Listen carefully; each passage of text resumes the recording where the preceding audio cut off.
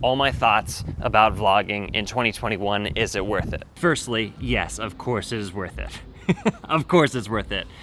With some caveats, like with an asterisk, all right? Video sponsored by Squarespace. It is definitely worth it. The documentation alone, just being able to have footage of your life to look back on and to use in future projects and just like show your kids, show your grandkids, like that's all worth it. That's invaluable stuff. So there's that. Then there's the practice of when I was daily vlogging in 2018, I could turn the camera on, I could talk, I was better at talking to people, I was better at talking in front of groups. Like you start to be able to think and then communicate better when you're practiced at vlogging, at talking to a camera and then releasing that to the world. And so for those two reasons alone, yes, of course, it's worth it and valuable. But what if we want to talk about, like, in order to try to grow a YouTube channel, build a brand, become a YouTuber, is it worth it in that sense? Firstly, let's define a vlog, what I mean by a vlog, because there's a lot of definitions and it really can be anything. But video log, all right? So you have a camera, generally you're carrying it around, you're kind of documenting your day, your week, some sort of consistent schedule in video form, and you're putting that out there. It can obviously be kind of centered around some sort of topic or some sort of niche or something like that. Like that doesn't exclude it from being a vlog, it's just a more focused vlog. But that's what I mean, like normally first person driven, documenting what's going on in your life, career, travel, whatever. That's what I mean by a vlog. Like it's hard to really define, and there's gray areas, obviously. That's what I'm talking about when I'm talking about a vlog. Before I dive into it, I did just ask on Instagram, do you like watching vlogs? And my friend Leela had one of my favorite responses, which was, what do you need me to say in order to get you to start vlogging again? Because she likes watching my vlogs, which really meant a lot. Thanks, Leela, for saying that. Other people said, I only watch your vlogs, like yours and G Nagata. The split right now is 93% yes, 7% no, which makes sense because it's my Instagram, so like, maybe a lot of people on my Instagram know me from vlogging, so take that for what it is. But 260 votes, 252 for yes, 18 for no. So just a little bit of anecdotal information from that Instagram thing that I was curious about. I'd like to house all of this in terms of building a YouTube channel through vlogging in this thing that Roberto Blake recently said in his 15 mistakes new YouTubers make video, which highly recommend you watch that. That is, what is going to make people that don't know me care about this video? Care about whatever it is that I'm talking about. And that really stuck with me because it is, at its very essence, the only way to grow a vlogging YouTube channel in 2021 is to get people to care about you through generally whatever it is that you're vlogging about. You know, are there ways to kind of like hack that and show people things that they're not used to seeing that some sort of group would be interested in seeing? So like you think of some of the greats like Emma Chamberlain or like Casey Neistat. Casey was showing us like this look into the life of an entrepreneur in New York City who didn't drive cars much, like drove boosted boards to the office, and just like the whole adventure that was living and growing a business in New York City. Emma Chamberlain gave us this like look inside the life of like this young budding entrepreneur navigating YouTube and business and like all these different brands and integrating that sort of look inside something that we didn't really know what that was, makes those two vlogs incredibly intriguing. They obviously started a while ago. In 2021, you know, if no one knew about Casey and Casey started that same vlog in 2021, would it have worked the same way? I don't know, you know, you never know.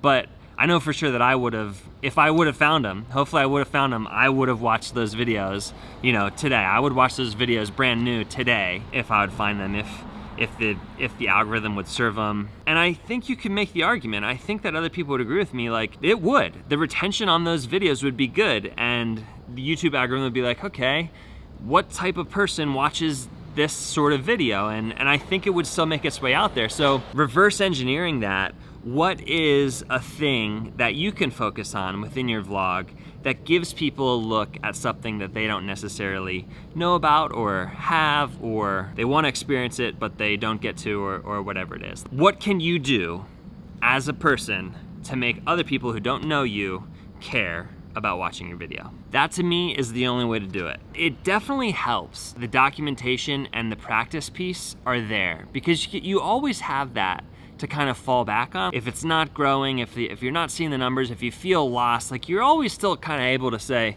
well, but at least I'm still like getting a bunch of practice and at least I'm still documenting all this stuff. Like it's cool to have all of this footage. That definitely is helpful. I'm just coming at this from a place of like, for me, daily vlogging was like one of the only things that really ever made kind of 100% pure sense to me.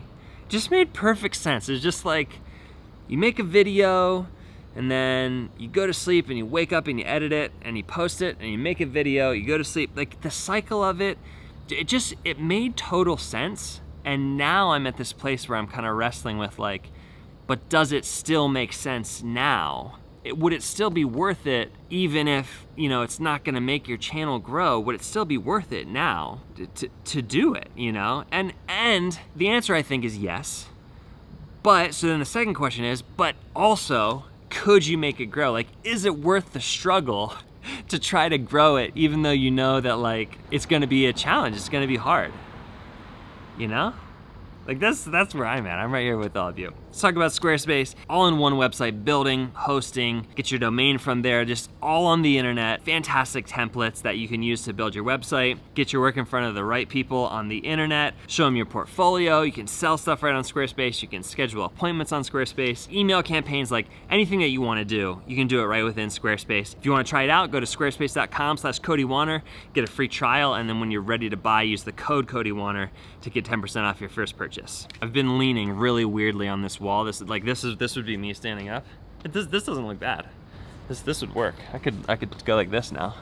My back was getting a little. Check my notes here. The last thing I'm gonna say in terms of like, is it worth it? For me, daily vlogging, like I said, it was the purest thing in the world, but it was just this series of daily sprints that turned into this crazy marathon thing that like really was very hard. And it's hard the reason I don't just like go back to daily vlogging right now is because it would be hard for me to fit the daily vlogger schedule that I used back then, the one that I know and understand. It'd be hard for me to fit that into my life right now, just because I work out in the morning and that's like my favorite part of the day is working out in that morning slot, and that's when I used to edit. You know, also just time with my kids and my family in the evenings, time with Amber at night. I would have to figure out, I haven't figured out like how to fit it in the life that I have now that I really like.